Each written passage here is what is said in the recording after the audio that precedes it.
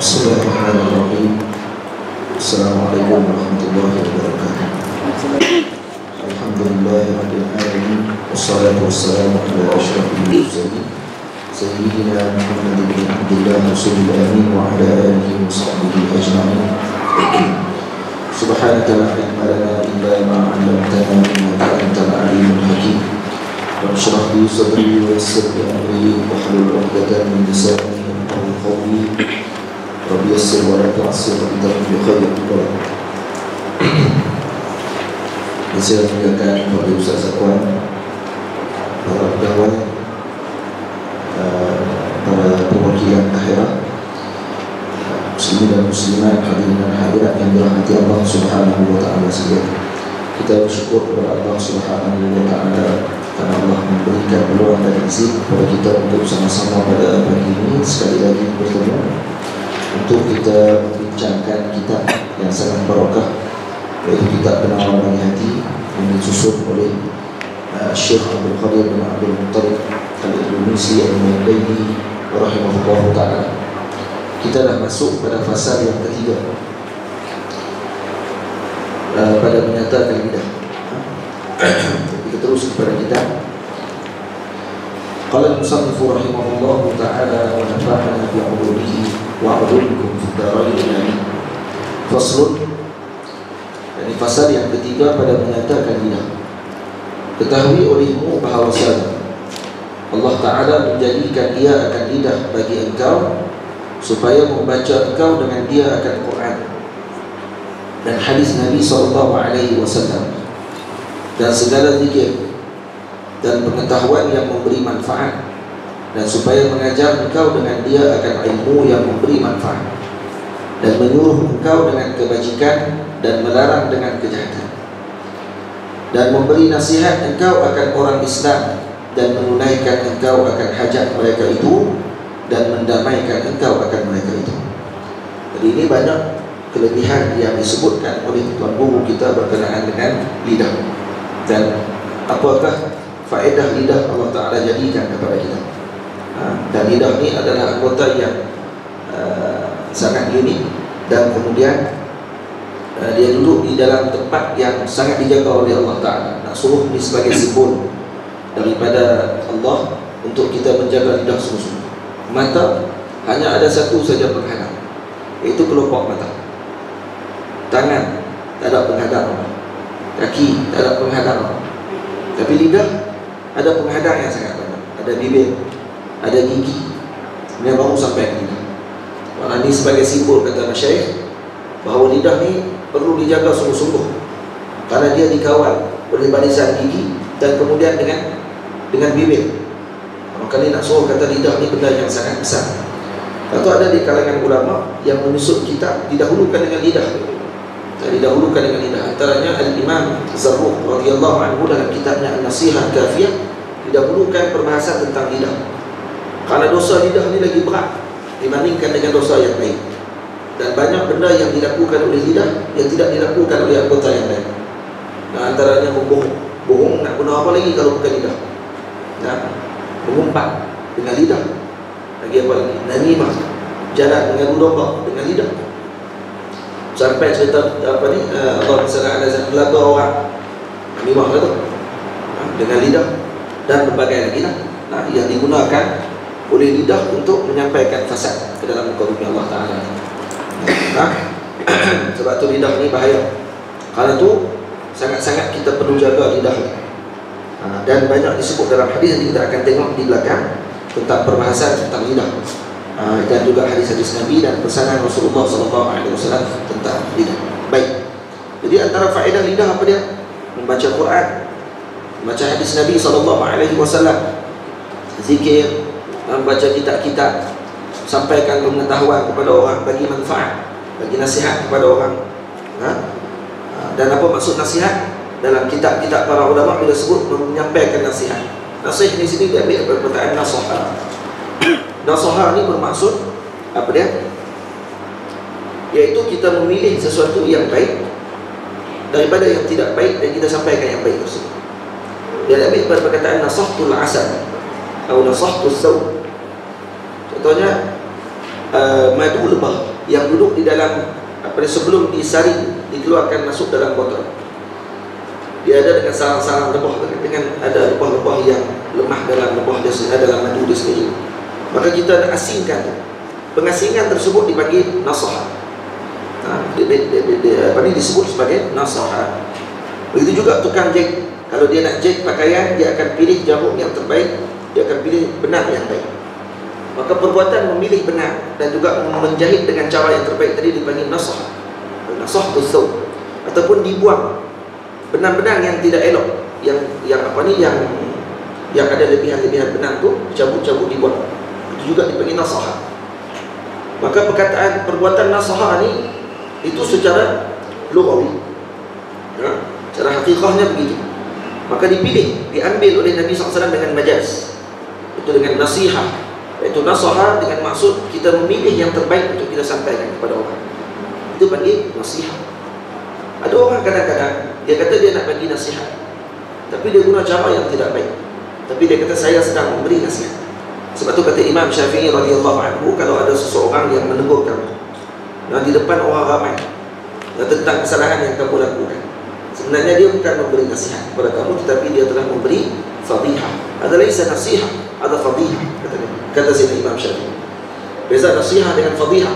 Fadihah menyebarkan keburukan orang, manakala nasihat memberikan nasihat dengan cara yang terbaik. Kalau nasihat ni apa dia? Kata Imam Syafi'i radhiyallahu anhu, kalau kata orang ni temu dengan kamu berseorangan, 2 mata, 4 mata, kamu dengan dia, dan dia sampaikan apa yang patut kamu lakukan, apa yang tak patut kamu lakukan, maka ini nasihat yang sebaik. Tapi kalau fadihah, dia suka ifsyad, sampaikan kepada orang dulu tentang keburukan orang tersebut, tapi atas nama nasihat, maka ini adalah keburukan. Ini keburukan yang besar. Baik, itu maksud nasihat. Jadi memberi nasihat engkau akan orang Islam, menunaikan engkau akan hajat mereka itu, dan mendamaikan engkau akan mereka itu. Tunaikan hajat mereka dengan lidah. Kemudian apa dia lagi? Mendamaikan engkau akan mereka itu kalau berkelahi. Maka dengan lidah inilah kita gunakan untuk mendamaikan sesama orang mukmin. Dan barang sebagainya daripada segala faedah akhirat yang dikerjakan dengan lidah. Ini banyaklah yang berkait dengan akhirat yang digunakan, yang kita boleh gunakan lidah ni untuk kebahagiaan akhirat kita. Berkait dengan Allah Ta'ala, semuanya berkait dengan akhirat, maka ni akan dapat pahala yang besar. Seperti menjadikan Allah Ta'ala akan lidah engkau itu kerana masalah dunia, Allah juga jadikan lidah untuk maslahat dunia. Apa dia? Seperti mencari harta dengan segala akad, seperti akad jual beli dan akad sewa, dan hendaklah syukur engkau atas nikmat lidah ini. Jadi itu antara penggunaan lidah untuk dunia, untuk akad jual beli. Kita pergi beli barang, saya beli, saya jual. Akad lah tu. Sebab dalam mazhab Syafi'i itu wajib. Dalam akad muamalah boleh. Cuma tasawuf lah kita ni, kita guna juga. Kita hampir beli, orang tu redha, dia bagi, dia tak kata pun saya jual pun, tapi kalau dia bagi kat kita, dia redha pun. Itu mazhab Abu Hanifah lah kan, guna dengan redha walaupun tak sebut akad. Mazhab Syafi'i kena akad. Baik. Jadi seperti menjadikan Allah akan lidah engkau kerana masalah dunia, itu kita baca dah. Dan dia kata apa? Dan hendaklah syukur engkau atas nikmat lidah ini. Apa syukur? Kita dah sebut dah syukur sebelum ni, maksudnya apa dia? Sarful abdi ma an'ama Allah, sarful abdi jami'a ma an'ama Allah bihi, bima khuliqa li ajli, atau lima khuliqa li ajli. Kita menggunakan seluruh apa yang Allah Ta'ala jadikan pada anggota tubuh kita ni pada tujuan perkara itu dijadikan. Lidah dijadikan untuk apa? Tadi dengan tujuan tadi. Itu antaranya lah. Antaranya yang dijadikan dengan tujuan kebaikan tersebut, maka dengan itulah lidah kita gunakan. Itu barulah kita dikira syukur dengan nikmat lidah itu. Dengan apa ni? Dengan memeliharanya daripada barang yang tiada dijadikan dia kerana. Dia kena jaga lidah daripada melakukan perkara yang bukan tujuan lidah itu dijadikan. Daripada berkata-kata. Ni apa dia? Contoh dia bagi pula.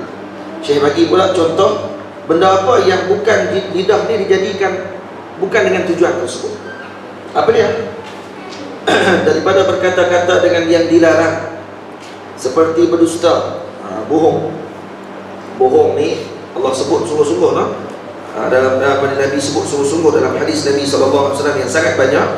Kalau kita tengok cerita dalam berkenaan dengan bohong ni, bohong ni bukan hanya bohong kepada orang je. Kita nampak bohong ni, pergi ke orang cerita benda tak betul, bohong.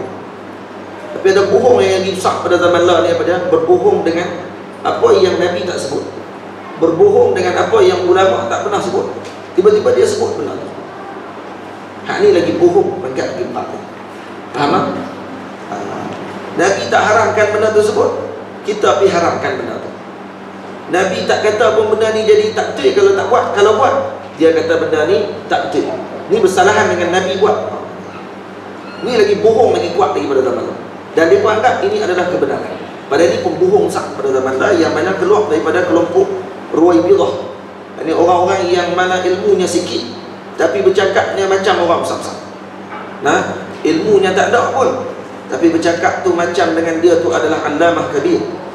Ini orang-orang yang gila pada zaman sekarang ni, yang mereka ni berbohong dengan Nabi SAW, berbohong dengan para alim ulama. Jaga-jaga elok. Sebab tu antara maksud hadis man kadzaba alayya muta'ammidan falyatabawwa maq'adahu minan nar. Kata Nabi, siapa yang berbohong kepadaku dengan sengaja, maka siaplah tempat dia dalam api neraka. Nabi kata macam tu kan. Apa maksud hadis ni? Banyak. Antara buat hadis palsu. Kadzaba alayya muta'ammidan falyatabawwa maq'adahu minan nar. Ada seorang lelaki di kalangan Khawarij pada zaman Nabi SAW, pada selepas zaman Nabi SAW, bila sahabat-sahabat jumpa dengan puak ni, tanya kenapa buat hadis palsu. Ni dia bertaubat dah, dia dah bertaubat. Dia kata kami buat hadis palsu bukan sengaja, tapi kami nak menjaga Nabi SAW. Kami nak menjaga syariat agama Allah Ta'ala, maka kami reka hadis palsu. Dan Nabi sebut man kadzaba alayya muta'ammidan falyatabawwa maq'adahu minan nar. Hadis mutawatir. 200 orang sahabat riwayat. Hadis ini mustahil tipu. Tak ada penyelewengan pada hadis ini. Maksudnya hadis ini 200 orang sahabat yang meriwayatkan hadis tersebut. Dia kata apa? Dia kata kami bukan bohong dengan sengaja, kami bohong dengan Nabi kata man kadzaba alayya muta'ammidan. Siapa yang sengaja berbohong, kami bukan sengaja nak bohong kan? Kami buat ni nak jaga Nabi. Jadi tak masuklah hadis ni. Dia main hadis Nabi, pusing kata. Ni orang panggil terkihilah. Ni pun pembohong satu. Yang kedua, mensyarahkan hadis Nabi bukan dengan yang Nabi syarah, dan bukan dengan kaedah bahasa Arab yang betul, bukan dengan apa yang Nabi maksudkan. Nampak tak? Bukan seperti yang ulama-ulama Ahli Sunnah wal Jamaah, Syairah dan Maturidiyah yang mereka sebutkan dalam kitab-kitab syarahan mereka. Bukan macam tu yang mereka syarah. Syarahan mereka keluar tu daripada kaedah dua, keluar tu daripada perbahasan ulama-ulama. Maka ni pun termasuk berbohong, kata Nabi. Kata para ulama termasuk berbohong. Sebab tu kata Syekh Zaini Dahlan, sesiapa yang baca hadis Nabi SAW tapi dia tak erti nahwu, kata bahasa Arab tak erti, nahwu saraf tak erti, maka dia telah berbohong kepada Nabi dengan sengaja. Baca hadis Nabi, baris tak betul. Baris tak betul tadi pula tu memang sebab dia tak mengaji. Memang dia tak mengaji pun nahwu saraf. Lepas tu baca terus hadis Nabi, maka ni berbohong kepada Nabi dengan sengaja. Dia ingat berbohong saja ni dah syarah hadis dia bohong. Tak, baca hadis tak betul pun bohong. Nabi tak sebut benda tu, tiba-tiba kamu sebut. Nabi sebut perkataan tadi tu lah, dengan barisnya sekali. Kalau kami buh baris tak betul, maka tu bukan hadis. Sebab tu bila sahabat Nabi, ada seorang ulama, dia dengar seorang lelaki ni baca hadis. Saya terlupa cerita tu macam mana. Tapi cerita dia kira dia baca hadis tak betul lah. Kemudian ulama ni kata saya tak pernah dengar hadis. Dia kata kamu tak pernah dengar hadis ni, jelas-jelas sebut macam ni. Semua orang baca macam tu. Maksud dia, takkan kamu tak dengar hadis ni senang semua. Maka dia mimpi jumpa dengan Nabi SAW. Dia mimpi jumpa dengan Rasulullah. Bila jumpa dengan Rasulullah, dia tanya dekat Nabi. Dia kata, wahai Rasulullah, bukankah kamu yang meriwayatkan, yang kamu telah menyebutkan hadis ini? Maka dia pun baca. Nabi pun kata, ya baca. Dia pun baca. Nabi kata, aku tak pernah dengar. Ini riwayat Bukhari dan Muslim.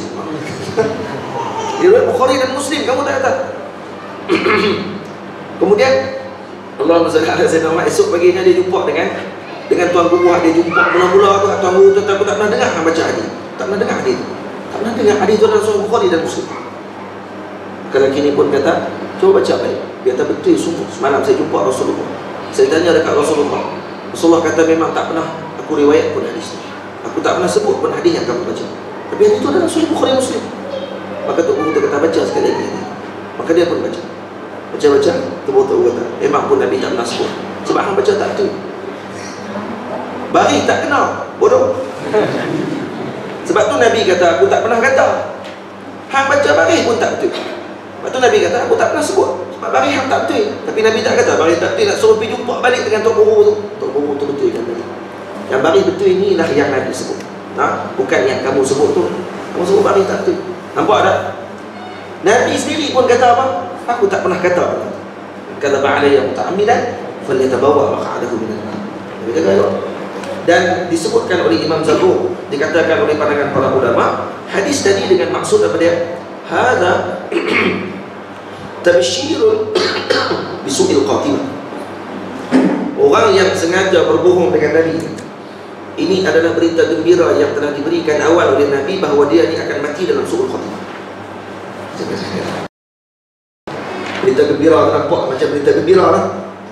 Nabi dah habaq awal dah. Kalau kamu ni kuat bohong dengan hadis Nabi, kamu suka syarah bukan dengan apa yang telah diletakkan oleh apa ni para alim ulama, kaedahnya.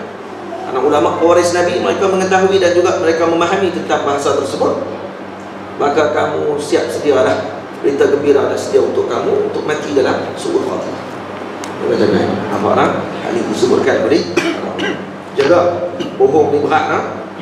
Banyak nak syarah pasal bohong ni, jadi sikit-sikit. Sebab kalau syarah pasal bohong saja ni, hari ni pasal bohong ni berapa banyak bohong ya. Kita akan terang.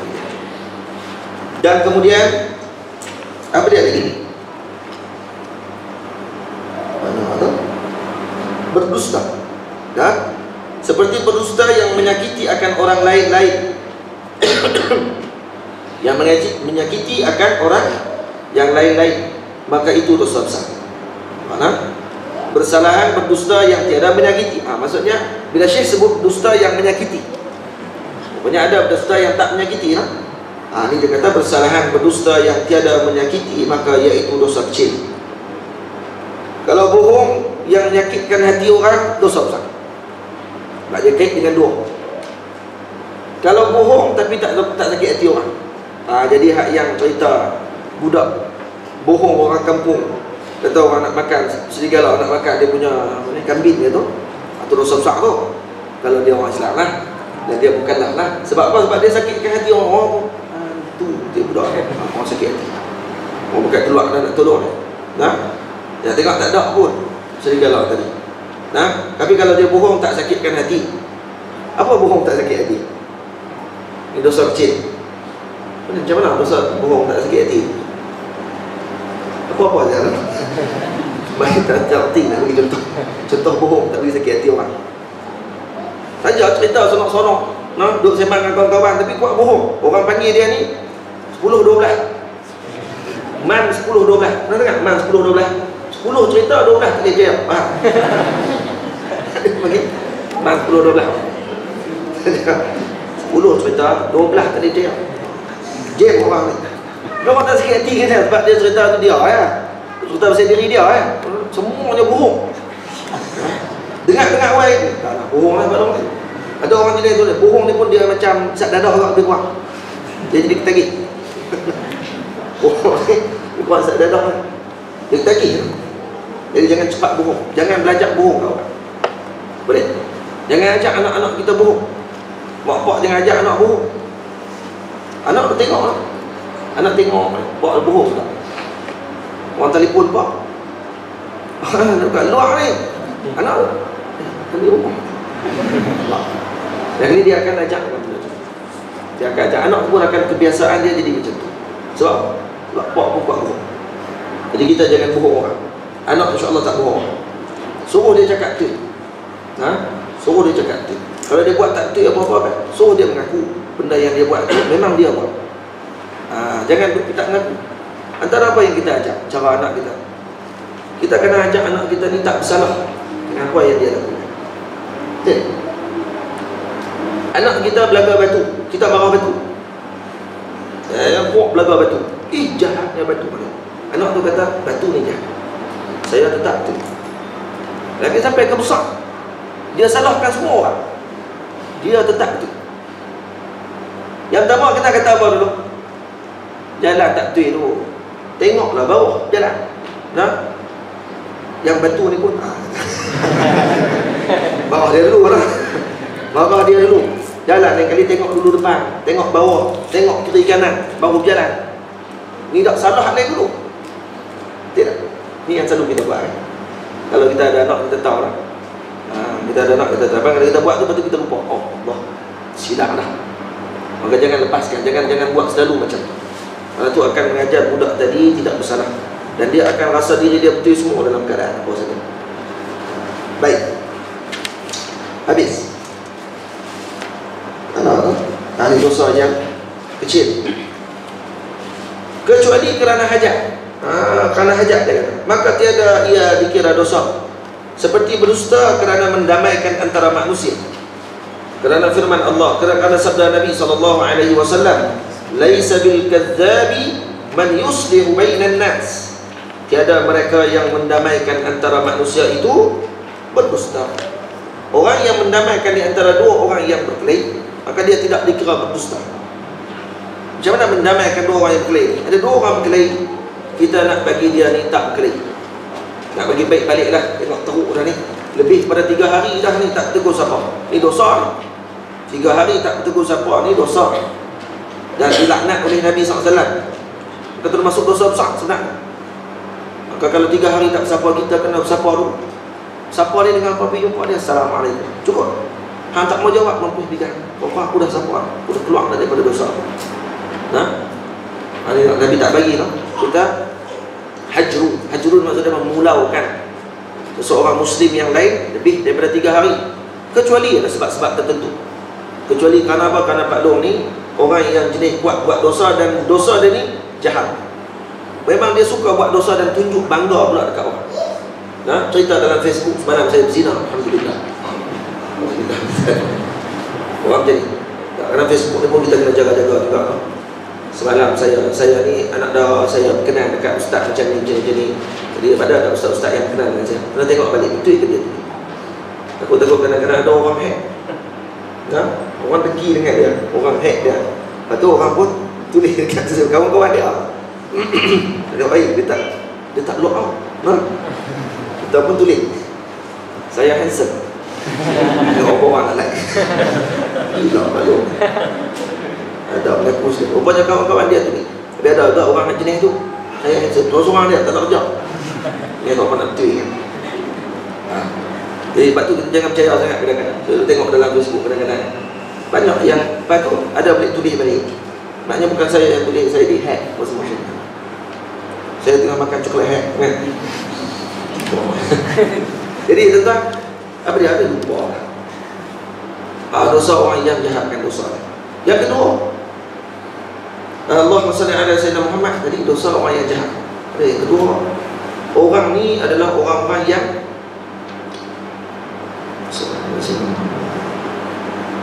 kita boleh pula ahli bid'ah. Ahli bid'ah yang dia ni memanggil orang kepada bid'ah, yang menjemput orang untuk bid'ah.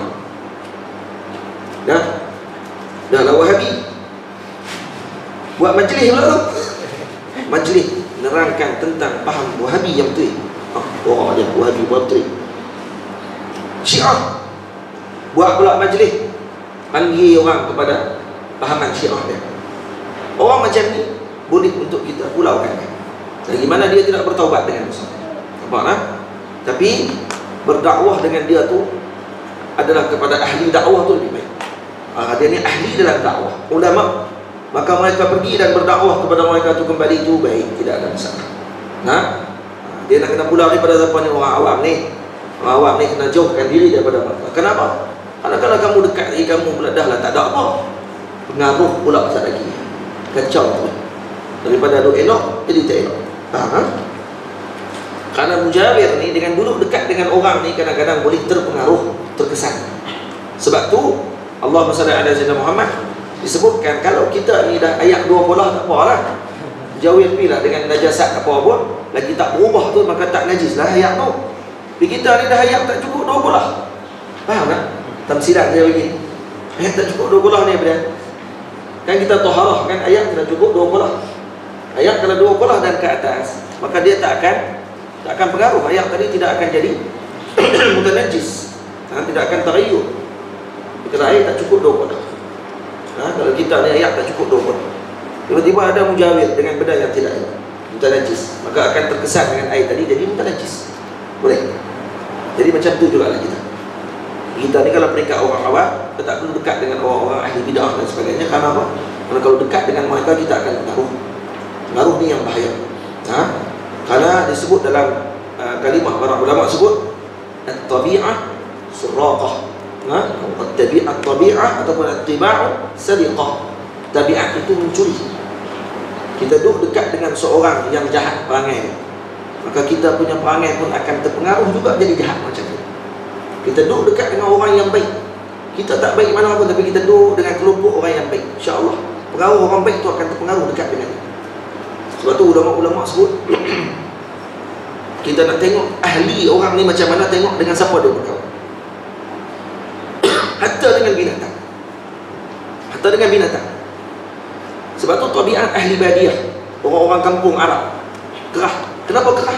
Kerana dia berkawan dengan unta. Kawan dengan unta. Kawan dengan unta ni biasanya orang ni kerah. Tapi kalau kawan dengan kambing, biasanya lembut. Tak jugalah, tak tahulah. Saya ni payah juga nak tengok tu. Kita nak nilai tu payah. Dia orang kawan dengan kambing ni biasanya dia lembut sikit daripada orang kawan dengan unta. Kalau kawan dengan rimau tak tahulah. Gajah apa semua tu, Allah. Semua zakat ni tu lah. Tadi semua dia. Baik. Jadi kalau ada 2 orang berkelahi, contohnya jadi berkelahi dengan seorang lagi, kita nak pergi mendamaikan 2 orang. Jumpa dengan seorang lagi, kita beritahu dekat dia sebenarnya kawan tu bukan apa sangat pun. Dia memang nak baik dengan kamu. Tapi kamu dah tak bagi peluang, so bagilah peluang sikit. Duk makan sekali-sekali kan. InsyaAllah dia tegur, dia ni memang duk niat dah nak baik dengan kamu. Pergi jumpa dengan seorang lagi pula. Macam tu juga kita kata, dia tu sebenarnya memang nak baik dah dengan kamu, tapi dah kamu dah tak bagi peluang. Jumpa lari ikut pergi. Kita jadi orang tengah bohong lah tu, harap kawan tu tak kata apa-apa. Kawan seorang pun tak pernah sebut pun kata aku nak baik dengan dia. Kawan seorang lagi pun tak pernah sebut pun kata nak baik dengan kawan seorang lagi. Tapi kita pergi buat cerita. Boleh tak? Boleh, tidak ada masalah. Ini dibenarkan. Harus harus untuk kita berbohong pada waktu itu semua. Boleh.